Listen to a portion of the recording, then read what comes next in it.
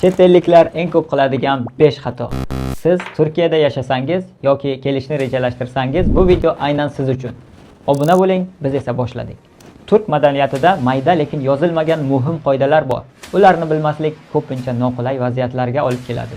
Birinchisi, ko'pchilik keskin rad etish qo'pollik deb biladi. Shuning uchun yo'q degan so'zni o'rniga ko'ramiz kabi, bakalım, olabilir, konuşuruz, hallederiz degan so'zlarni ishlatishadi. Eshitilishi yumshoq, ma'nosi esa o'sha. Ikkinchisi, mehmonga hatto choy ichishga chaqirilsangiz ham quruq qo'l bilan borishni tavsiya etmayman. Hech bo'lmaganda shirinlik oling. O'zimizda ham shunday, to'g'rimi?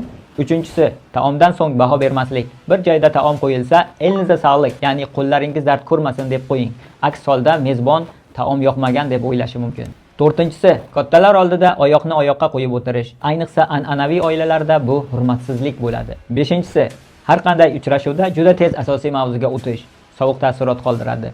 Turklar small talk, ya'ni mavzudan oldin suhbatni yaxshi ko'radi.